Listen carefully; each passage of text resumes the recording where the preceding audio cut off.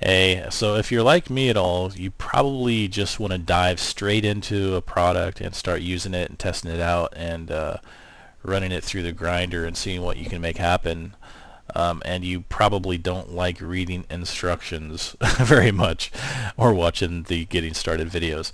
So I encourage everyone to watch the getting started videos because I know you'll get a lot out of them, but if you just have to jump forward really quickly and start playing with the tool, then there's a couple things you definitely need to know to avoid getting frustrated or misunderstanding what you're seeing.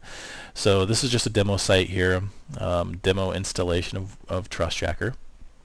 And I've set up a few demo campaigns.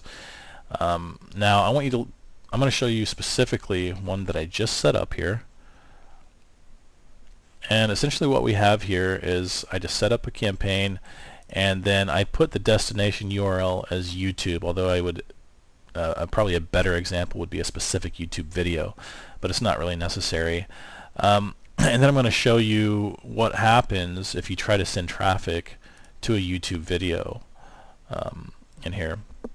So we'll click on our little test icon it shows, and this is what you're going to see. There's nothing there. It's just a blank page, and that's because YouTube has what they call like a frame buster or some sort of limiting code that limits us from showing their website in a frame on our website.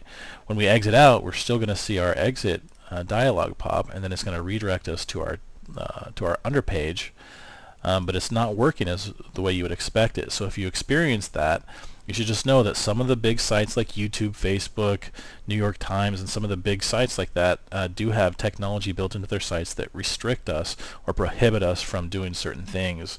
And there's nothing we can really do about that. So I'm going to edit this. Let's say that we were over at Google Trends and we found an article that we wanted to promote through Facebook or something. This one should work fine. This is Boston Herald. We don't have a list of all the sites that it does or doesn't work on, but I did put together a little list here this morning as I've been testing this so I could sort of show you. This one should work fine just because they don't have any sort of exit or any frame busting technology built on their site. So we should come here, and when we exit we're going to see our little exit dialog, and we click it and it takes us to our site. Exactly what we would expect to happen. Now I'm going to show you another example of a site like New York Times and what will happen there if you were to use this site. So the point is though is that you need to be very careful. It's fine to just test out different URLs, but generally speaking there are going to be quite a few different websites that have the same sort of content, so you don't have to use something like New York Times. So you see this immediately, this pops up, this exit dialog that's not what we would expect, and it's because New York Times has this built-in script that limits what we can do here. So no matter what you push, you're going to be confused about this issue.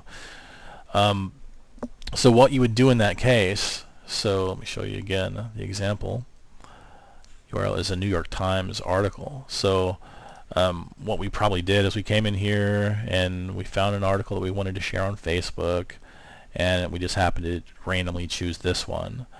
And this URL, unfortunately, they have built in the frame buster script into their site. So if you share a site, or if you place a URL into your campaign and it shows some really strange behavior like that, where it's like a blank URL, or you get that pop-up immediately as soon as you test it, then just know there's nothing wrong with Trust Jacker. This is just the way that some websites work. So they'll either break you straight out, like right now we're not in a frame, so they'll break you out of the frame and you'll be like, what's going on? The pop-up's not working.